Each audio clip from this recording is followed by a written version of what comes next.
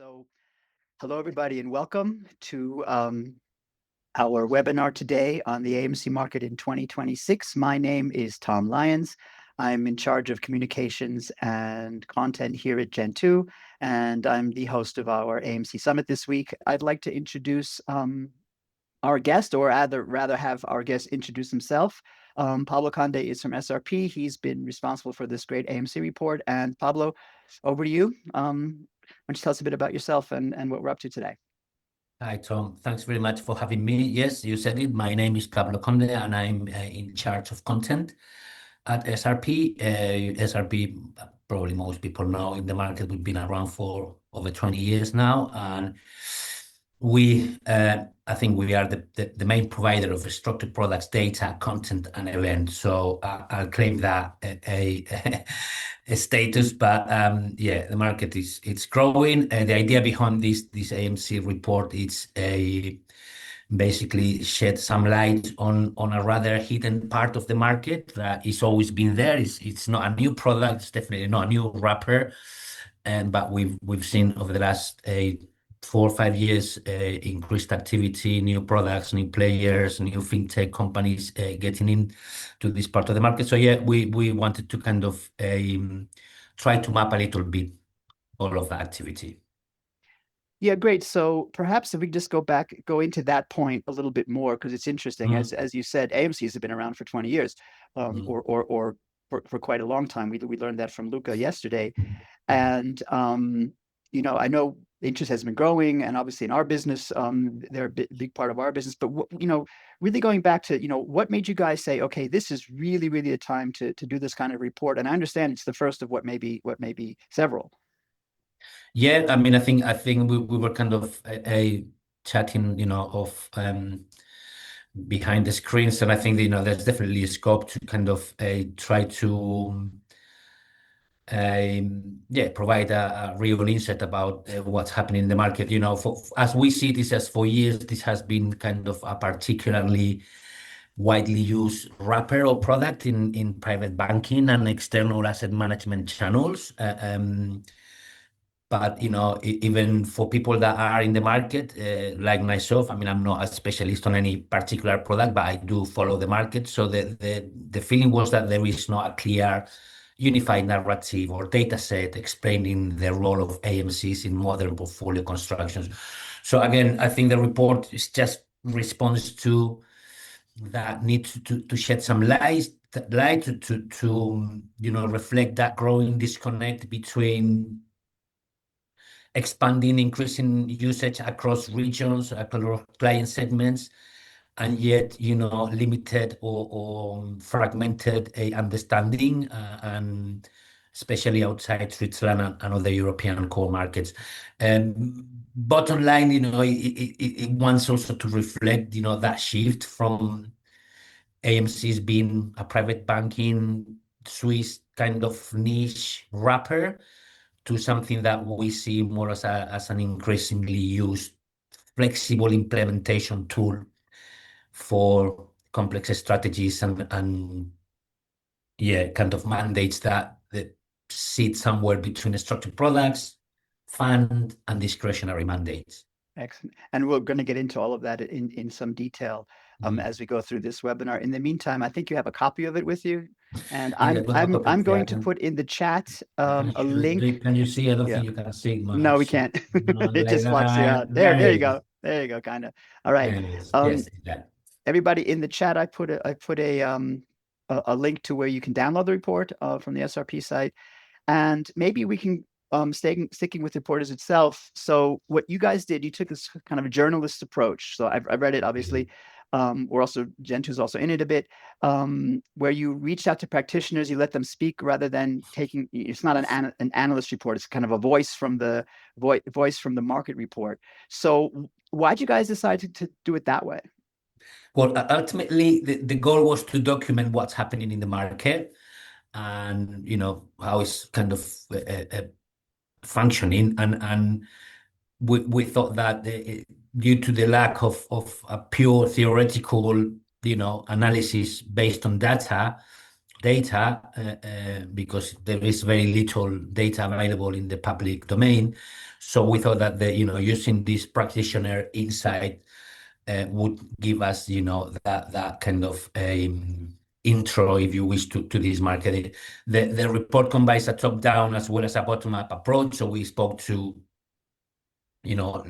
many different players and different functions within the value chain of the AMC market, and we did try to use some of the public data available on the six Swiss exchange, and yeah, just try to kind of complement that overview with the regulatory, technology, and market structure insights.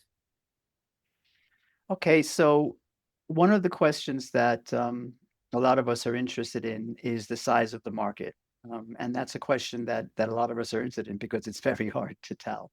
Yeah. As far as I know, there are lots of different estimates. I've seen that we've done some research on our end, which hopefully at some point we can also bring out into the world. But you hear a lot of different things, from up to 2 trillion globally to down to several hundred billion.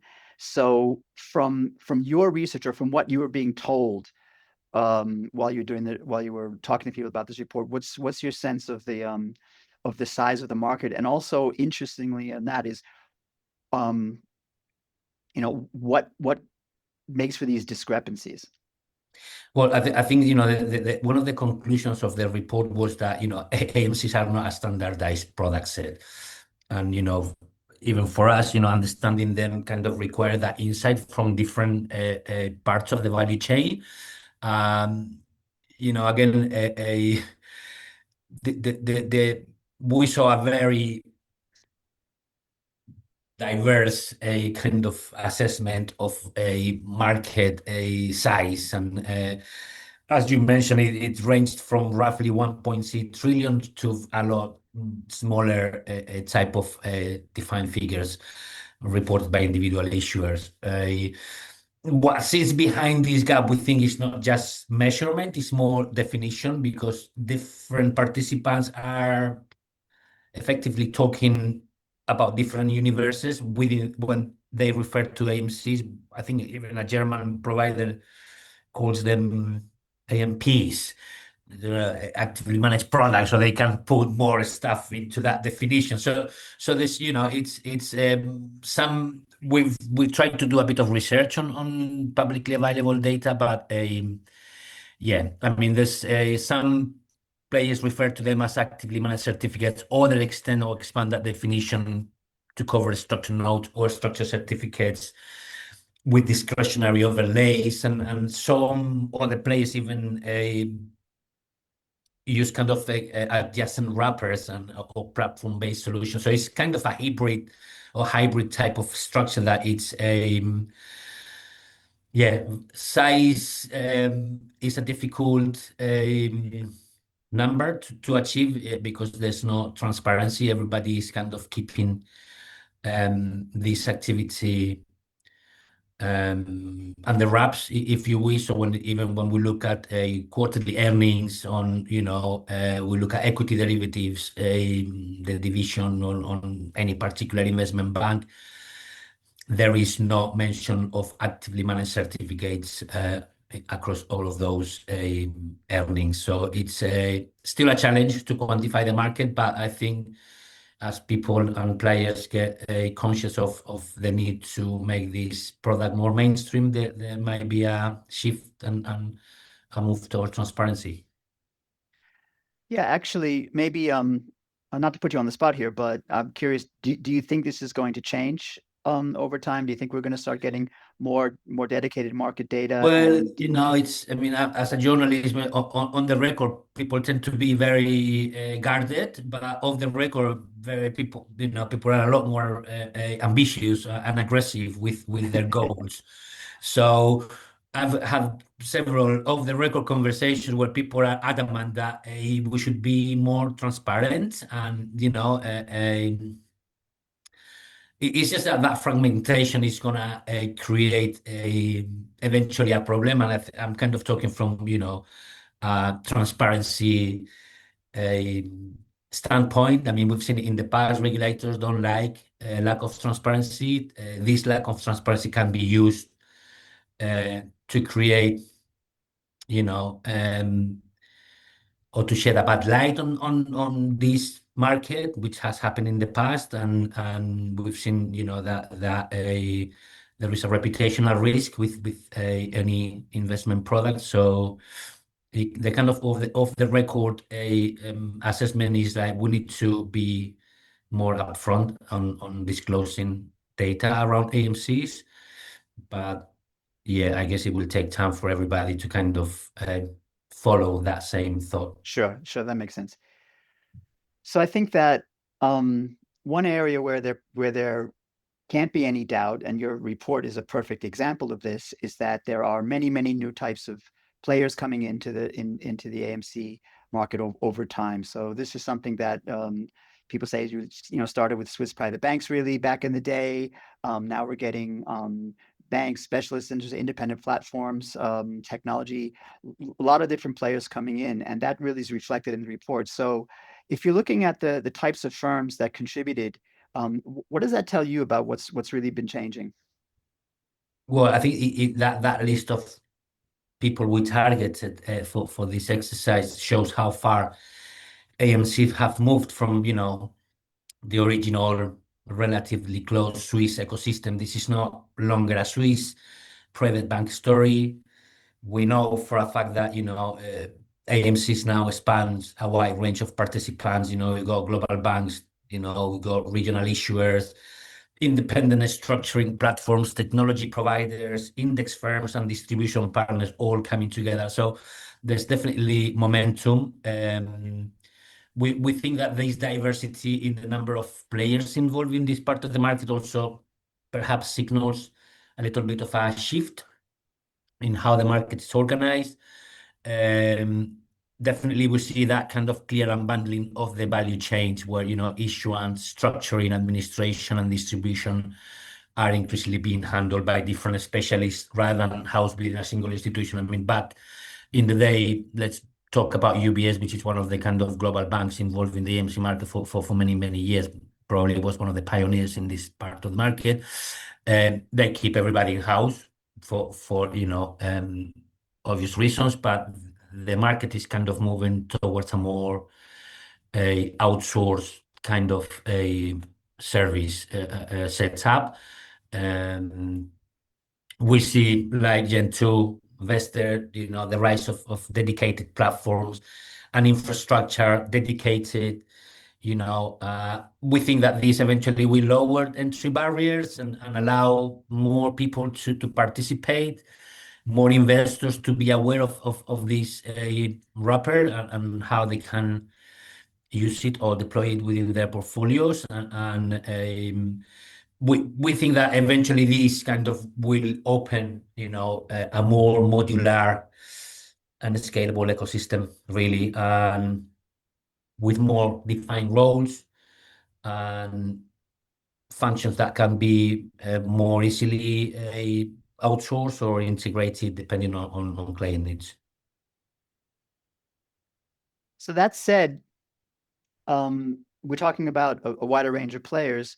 Are we also talking about a wider range of geographies than we have in the past? Is A hundred percent. this still a Swiss thing, or? No, I mean, I said that this unfortunately is no longer a Swiss private banking story. It was very Swiss throughout, you know, and but it's changing. Definitely, we see, you know, I mean, obviously, Switzerland will remain that core market for AMCs because of the tradition, that private banking tradition, and this has been a wrapper product that has been a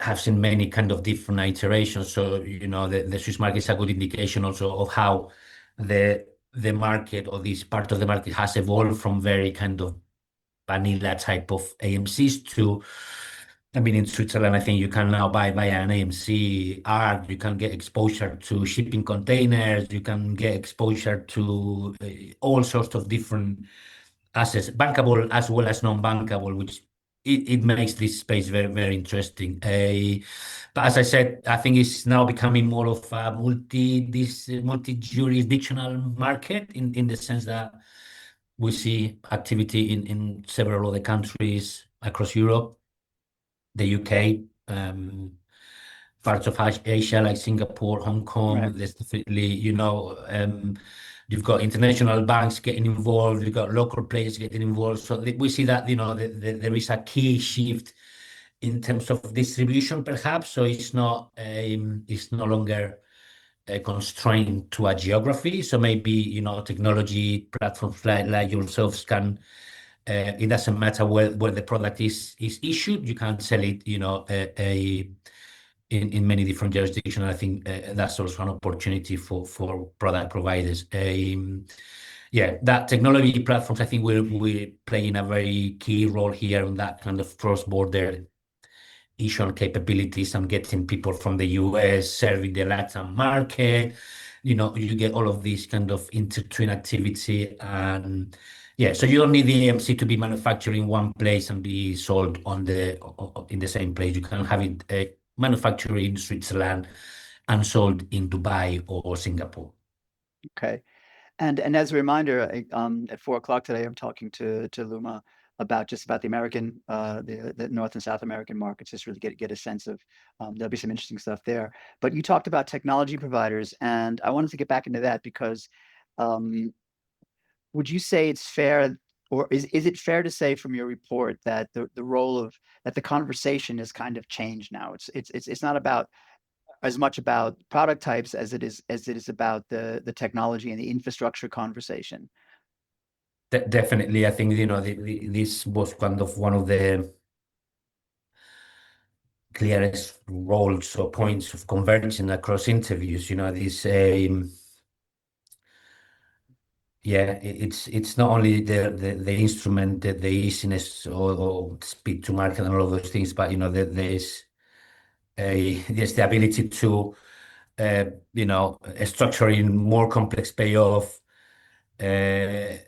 It's no longer kind of the differentiating factor. It's more kind of the ability to put products on the market. It's about the infrastructure that sits behind the product. You have the technology platforms, automation, lifecycle management, things that were very difficult to provide only a few years ago. Now you are providing a whole package.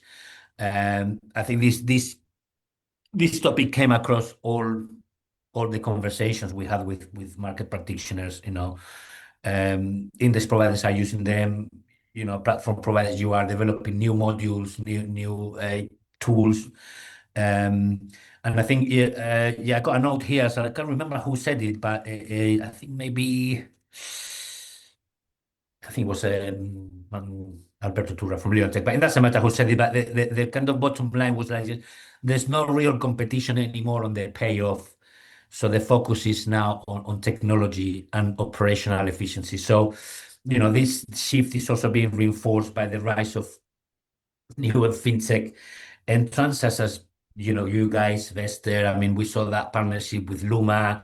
So you see a lot of activity from, a non-product, a provider, a player. So there's definitely, and then you have, those new fintech companies, but also you have existing players like UBS, Leontech, Julius Baer. They all have their own dedicated platforms.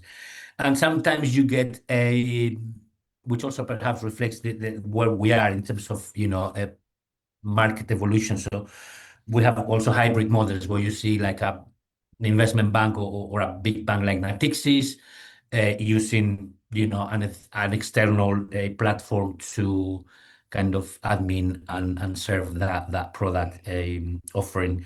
So it shows that, different players that are already active in the MC are at different um, stages on that transition to be, fully automated and so on. So yeah, the consensus is that AMCs are becoming increasingly infrastructure-driven products as opposed to payoff-driven products. Yes, and I think that's, to me, that's always a sign of maturity or it's one signal of maturity of a market. Obviously, we've been on the infrastructure part for quite a while, but you see new players coming in every day, and I think that's actually a good thing. maybe we can move the conversation to another subject, which is very near and dear to my heart, and that's the subject of use cases. That's also something we talked about with Luca yesterday, but it's certainly that's what we see in our business. We also wrote a book called Assetization about the expanding investment universe in which AMCs play a role, where you're using this product to not just to wrap liquid assets, not just wrap equities and bonds and stuff like this, but really to get into the whole world of private equity, private credit, non-bankables. We do a lot of that here at Gen2. Crypto is a subject. So, and your report is full of some great use cases. Some of them are quite out there, which I'll let you talk about.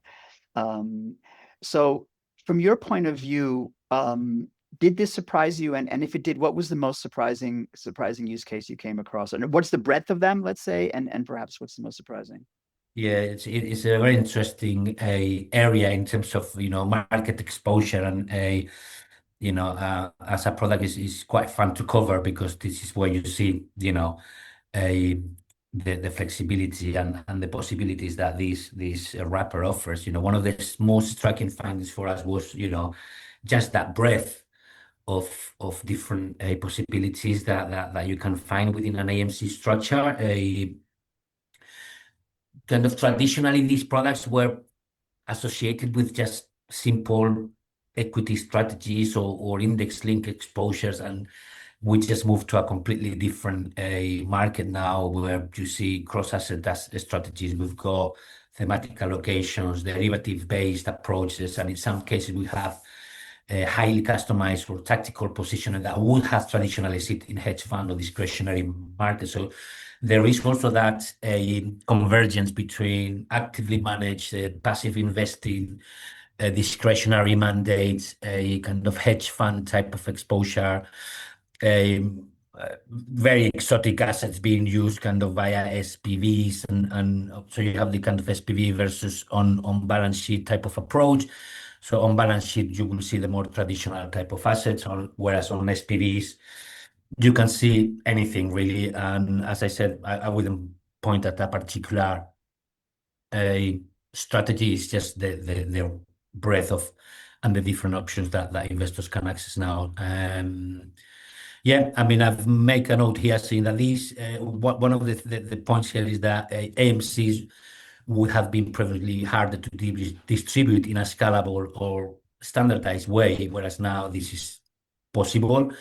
And in that sense, they are becoming more of a delivery mechanism for a much broader set of investment ideas. So, yeah, I mean, credit card bonds, mining, mention art. Yeah, we do have like a regular coverage of these AMCs. Like we have a monthly roundup, just to kind of shed a bit of light on product launches and stuff. And every time we look at AMCs, there's an interesting asset being offered or an interesting strategy. Yeah, I think in the report I saw esports, pig farming. Is that right? That's the one. That's a good one. Sure. That's Yes. a good one. Yeah. Okay. Yeah. And obviously, we see the same. We've done and do everything from uranium art, I know. off-market art, carbon credits, a lot of um, private equity, pre-IPO stuff is very interesting. Private debt's very interesting these days. So there's the breadth is really Mm, mm. is really quite amazing. Before we go into the subject set about AMCs as a sort of a stepping stone, I wanted to ask, in this, did you see any patterns growing in terms of the use cases? Like what's growing fastest, or where do you have any indication of where there's particular interest use case wise, underlying wise today? Yeah, I mean, for what we kind of infer from those conversations, the fastest growth is really concentrated in the strategies where the AMC is providing either a distribution efficiency or structural flexibility, which includes, very complex systematic equity strategies.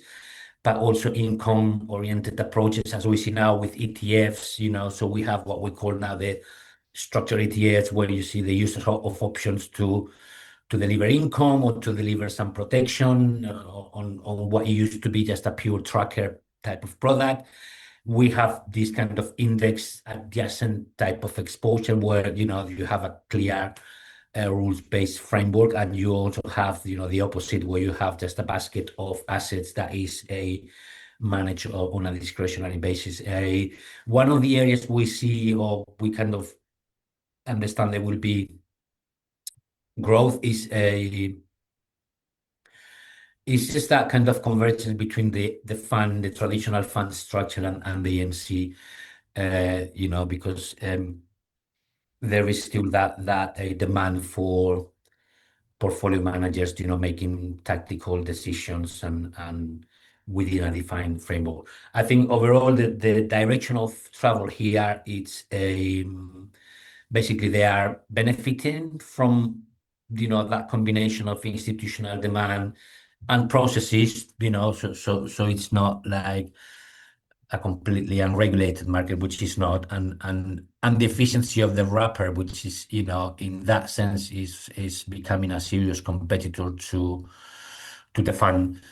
So yeah, it's definitely scope for growth in the AMC market at the expense of funds. Yeah, maybe we can look at that in a little bit more detail, because obviously the AMC offers a lot of advantages. It's compared to a fund for sure. It's quick to set up. It tends to cost much less. You can work with smaller minimum sizes. It's very flexible, and obviously the infrastructure around it, as we've just discussed, is getting better and better. And one of the things that we see, and I'm interested to get your take on this, is that one very good use of an AMC is to do like what I would call a proof of concept. So you have an idea, you have a strategy, you want to test it out on the market without having to first, because if you don't, I mean, tell me if you disagree, but if you don't have a minimum of 50 million coming in, you're probably it's not going to be worth your while to do a fund. Do you see the AMC also as a stepping stone for like a track record building, or as a way to test your ideas out? Yeah, it is definitely a topic or a theme kind of coming consistently across all the discussions we had with market participants, but it's not uniform across the market. So for some managers, you definitely smaller ones, you have it's a way of testing newer or smaller strategies. It's definitely a lab type of approach. These products allow you to build a track record in a live environment, the liquid, and it offers a safe enough a wrapper, and it requires a lot less time, money than a fund. So clearly the AMC has an appeal.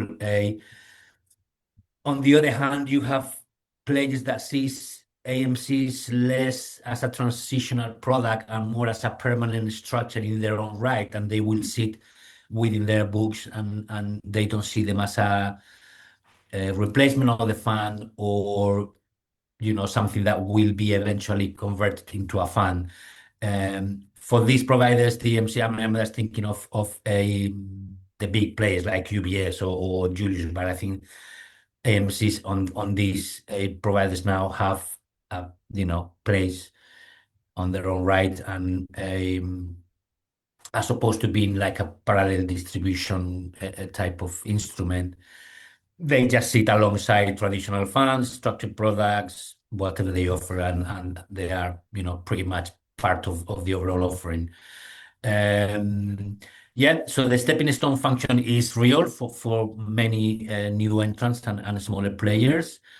But yeah, what I would say that one of the things we've noticed after talking to so many people is that there is still that element of fragmentation, because there's not. So the market has not really agreed on a single agreed definition of what an AMC is. As I mentioned before, some people are referring to actively managed products. and that, and when you go to the SIX exchange and you look for AMCs, there's no such thing. You just would find AMCs, within the pure tracker certificate segment. So, I think that the connection with the fund is that, it's a certificate tracking an actively managed underlying strategy. That kind of resonates with fund investors, and there is a discretionary rebalancing, which is what a portfolio or fund managers do.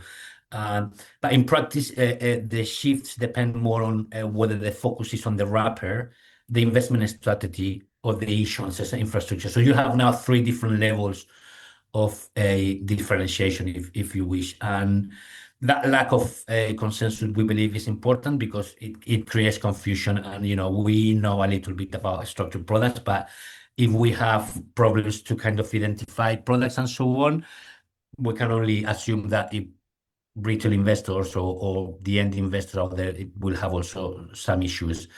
So yeah, the flexibility is what is driving adoption, but it also explains why market definitions remain inconsistent. Yeah, sure. Okay. So I think it would be dishonest of us to talk about AMC's only only from the positive side. Obviously, there's like anything else, there's also risks involved. There's also regulation involved. I want to get into the risk and regulation topic. I have to preface this that neither myself nor Pablo are regulatory experts. We're not legal experts. We're both communications guys and journalists type of people. So we're spreading the message. So please, nothing here can be construed as advice in any way, shape, or form. But that said, you did talk to people in the report about the risk and regulation topic. You had a big interview with Meyer Brown, who is a very big player in this space, a legal firm in this space, which is very interesting. And in terms of what the people you talked to were telling you, what's kind of the overall message from the practitioners you spoke to on the sort of overall risk and regulation topic? And then we'll get to some more specific questions after that.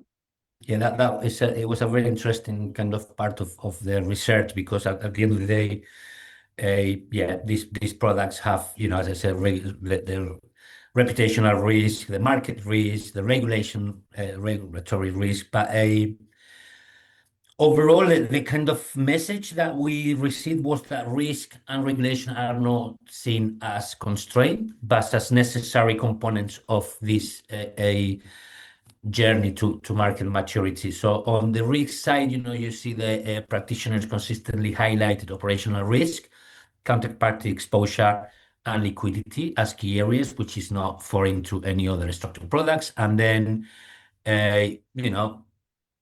this can be a bit exacerbated with AMCs as they become more complex and scale across different jurisdictions.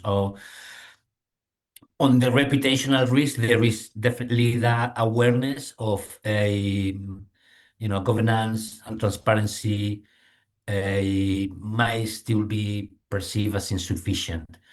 Not as a problem, but there is still room for improvement. From a purely regulatory perspective, the tone was quite constructive. Most people we spoke to see a regulatory framework or like something needed to avoid,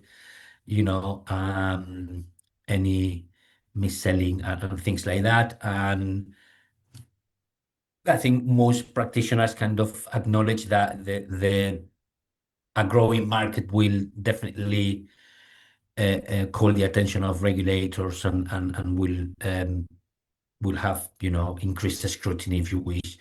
I mean, we've seen it in France last year. There's already the regulator came up with a consultation on AMC. So there's definitely, as the market grows, I think regulators will want to know a little bit more about this product, and it is for the industry to kind of make sure that the regulators are happy about how products are being sold, structured, and so on. I think one of the takeaways from this research is that the market is definitely moving away now from that kind of opportunistic phase into one that actually requires institutional grade infrastructure, and regulation has to be part of that transition. To the extent you haven't already answered, and maybe go back a little bit quickly to this governance discussion, because there's this tension in the report between this flexibility you talked about that make AMC is attractive, and then this governing questions that this creates. Did people that you spoke to specifically address this? Yes, definitely. Most people we spoke to are aware of the flexibility of the wrapper and the core value proposition of the AMC.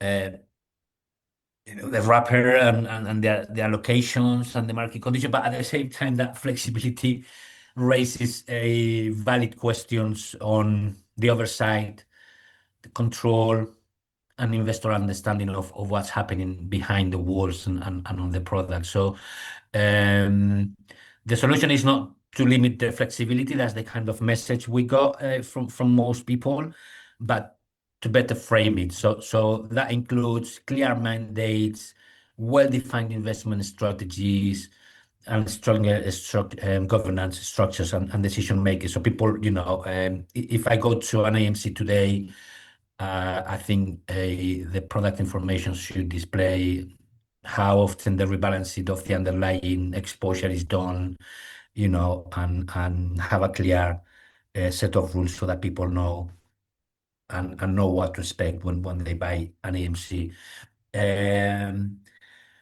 There was also some emphasis on aligning expectations, making sure that investors understand that active management means something different to buying an ETF or whatever, and how frequently those strategies change or under what conditions.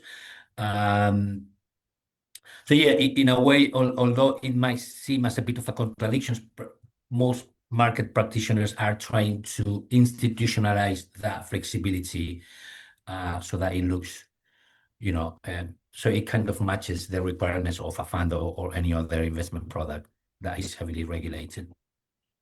And of course, Meyer Brown, not surprisingly, I think they're probably right, but still I want to ask you, they argue that this transparency regulation won't be obstacles to growth. There are going to be the foundations, but I'm curious if you can say anything to this, if anybody thought differently about the topic of more regulation.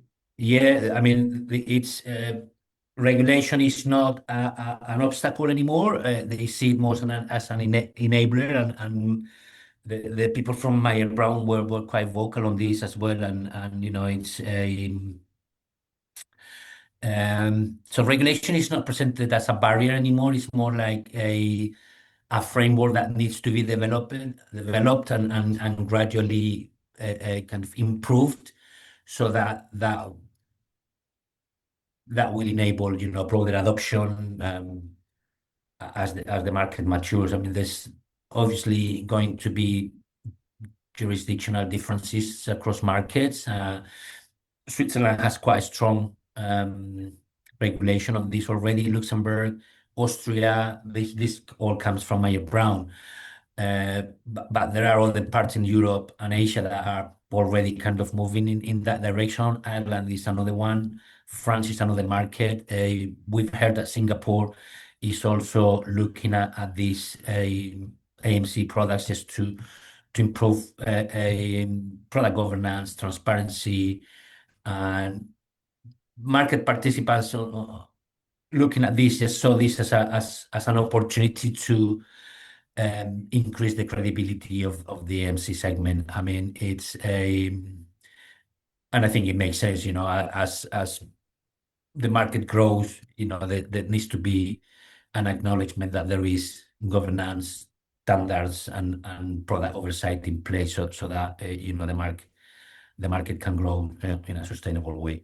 But the things, there's always kind of that debate about the choice between issuance models. You have the balance sheet versus the SPV approach.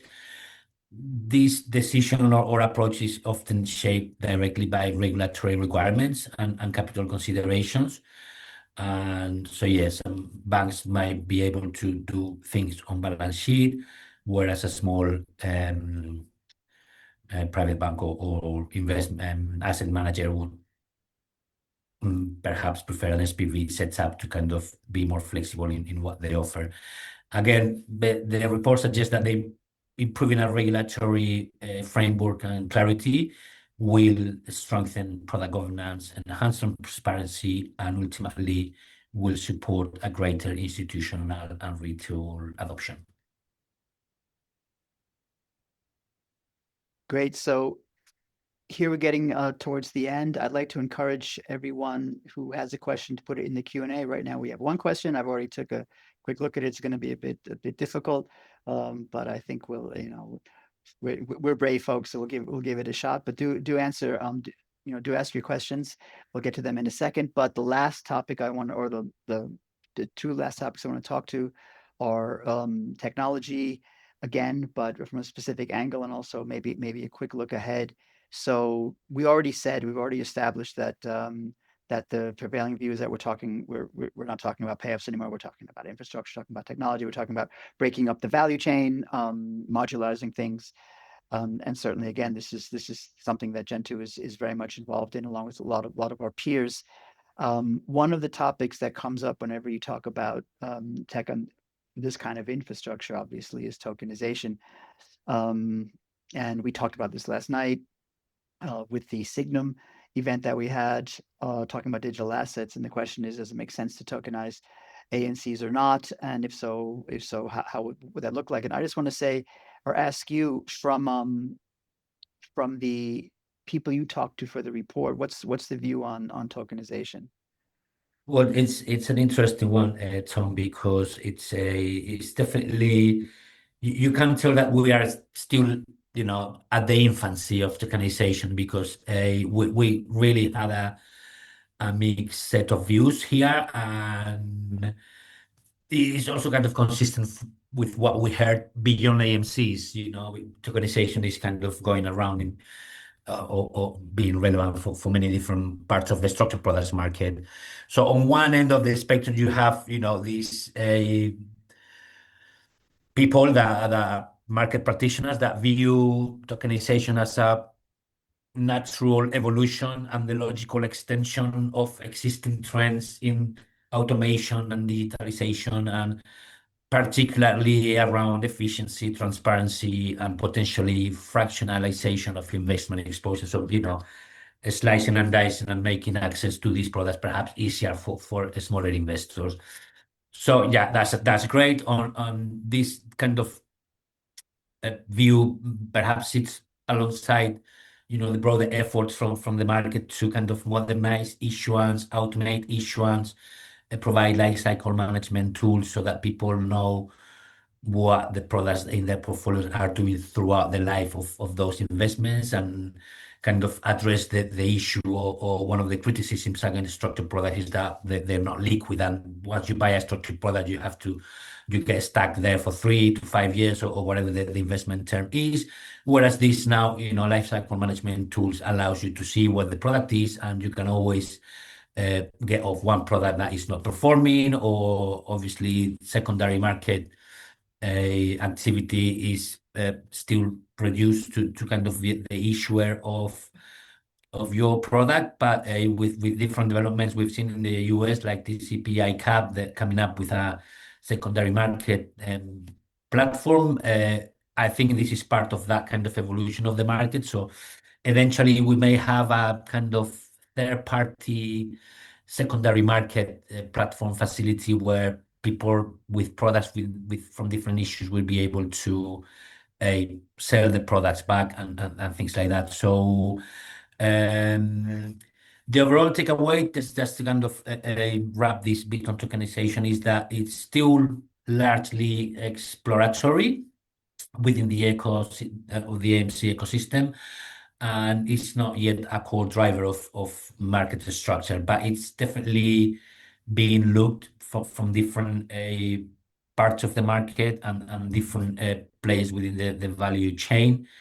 I'm guessing that, Gen 2 investor and the more fintech type of companies, you guys will be looking at this, I'm sure of it. And you probably a better place than me to kind of give us an insight of where to, where are we in terms of that kind of shift towards tokenization. Yeah, sure. So at Gen 2, we like to say all the time we're actually pretty wrapper agnostic. Um, if so, it could be an AMC, CLN, or a tracker, depending on your needs. It can just as easily be a token. In the in our assetization book, we talk about that. In the new version of the assetization book that's coming out, we actually talk about sort of well, securities in general as the wrapper of of today and of the past, and the token eventually as the wrapper of the future, because from an infrastructure point of view, it offers a lot. But as you say, it's just very early days. Not the universe that you're addressing still with something that's tokenized is incredibly small compared to the overall investment universe of investors or people who can access securities in the traditional way. So you're addressing a much smaller market. But I mean, we see tokenization taking off everywhere, with mainstream players, tokenization of money market funds or stocks and bonds now is coming in, and so obviously there's going to be a future there where something like an AMC could be issued as a certificate and as a token at the same time, just for distribution reasons, basically. Yeah. All right. So with that in mind, I'd like to, last question is, if you're going to do this report again in 3 years, what do looking ahead, what do you think might be different? And then we'll get to our, we have 2 questions now, so make it brief. Yes. And then we'll see. Well, that's a great question, but for that one, I went to my team and asked them help me out with and because obviously they all have read the report, so kind of the conclusions that we got after kind of having a bit of a discussion on the report is that there are 3 areas where we think this report would look slightly different. One is on the technology and on the technology side, where what we expect is that the AMC will be even more embedded across, or the technology would be more embedded in the AMC life cycle. So what is currently described as a bit of a differentiator may very well be just the baseline expectation to issue any AMCs, particularly in areas such as automated rebalancing, real-time reporting, and integrated risk monitoring. So technology is definitely adding a value and pushing further market development. Secondly, one of the distinctions that we think that will increase is that distinction or separation between active and systematic strategy will even blur more. So we see that in the ETF space, passive active investing is kind of coming together somehow, and we think that also rules-based type of infrastructure will become more widely adopted. So people like Vester and Gen 2 will provide some kind of standard to operate in the AMC space. And all of these active strategies could be partially systematized, and so which brings the kind of quantitative investment strategy world into the AMC world. So very exciting times from a product development perspective. And finally, we think that the market structure itself will evolve towards a more standardization, mostly driven by tech platforms. And perhaps this will increase fragmentation, because obviously there might be different platforms, collecting data and often similar but different services. But yeah, the overall feeling is that standardization we're moving towards a more standardized setup across operational processes and reporting, and fragmentation will likely increase around strategy design and distribution models. One other note that I put here is that so more broadly, the core shift highlighted in the report from product design towards infrastructure and lifecycle management is likely to deepen rather than reverse. So as a final point, and given the size of the market and the increasing number of players involved, obviously the market is becoming more industrialized and technology driven. So I would say that the need for transparency remains, and because that's the only way we will have to find out around product issue, usage, and sales activity. From a data and reporting standards, we think that transparency will also help to quantify and map the market around AMCs, as well as to demonstrate, their role and the benefits for investment portfolios, and perhaps, kind of to address, the sometimes bad press that the structured market has in terms of opacity, which has usually weighed on the industry. And I think more transparency will help the industry to strengthen confidence among both investors and regulators, and should help the market to scale even more. Okay. Well, Pablo, thanks a lot. I want to get to these two questions really quick, but I really appreciate you coming here today and going through this, and we'll definitely going to look forward to the next report, next iteration of it. But Raluca took the trouble to ask two questions. I'll be honest with you, they're both fairly technical. Pablo and I are both communications journalists, as you said before, so we're generalists.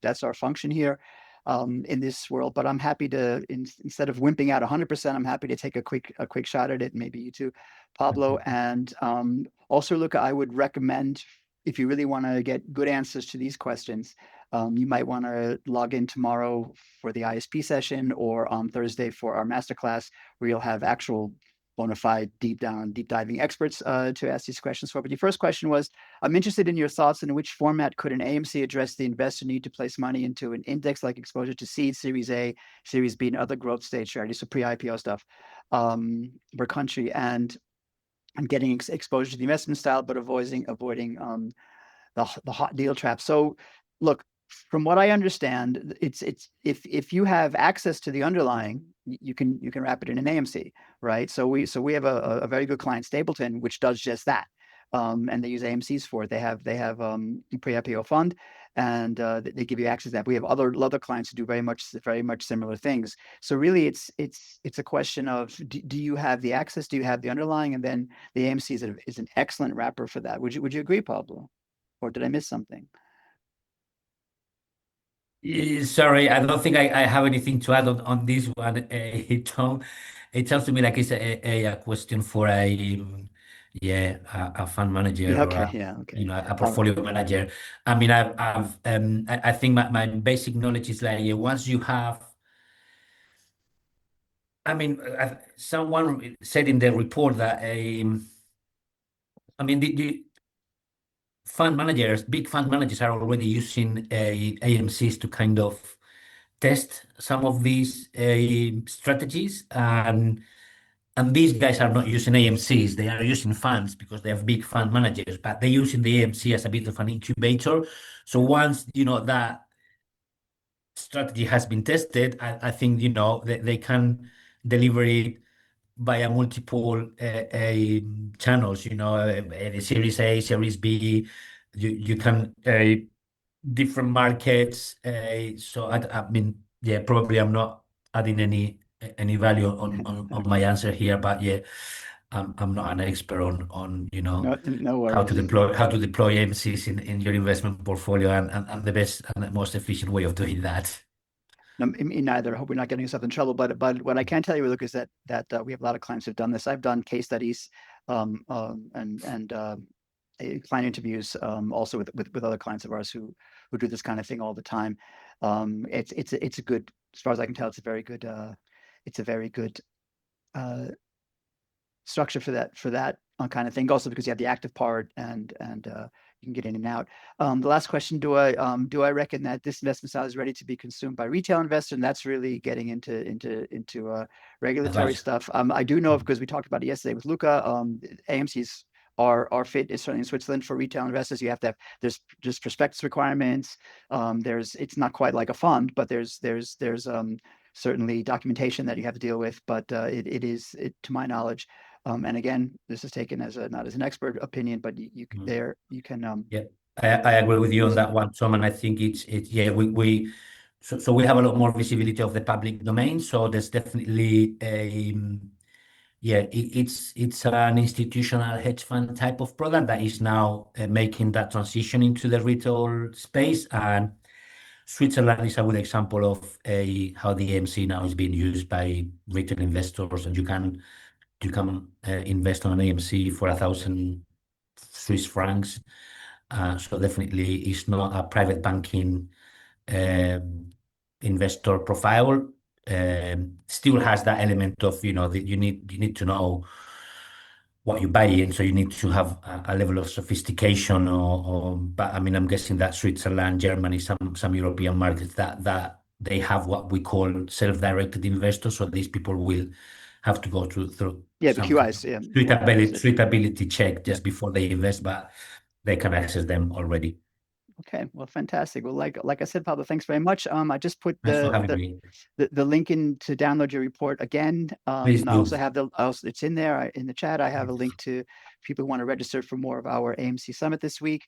I'm not sure I mentioned this at the beginning of the webinar, but after the end of this week, I'll be writing up a report on this week. So everything that we've talked about will be documented, and everybody who signed up for our webinar will get a copy of that. I've set myself a stretch goal to release this report within 2 weeks of Friday. So we'll see how that goes. There's a lot of That's work very to do, but ambitious, Tom. it's ambitious. Well, But that's good. Well, I can listen, try. thank you very much for having me. It's great to be able to share some of the findings of the report. Again, it's our first iteration, so there's definitely room for improvement, and we will continue to keep an eye on the market and developments and report on them.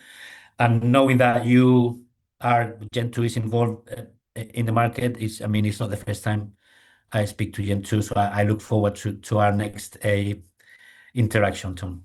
Absolutely. It's going to be great. Okay. Goodbye, everyone. Bye-bye.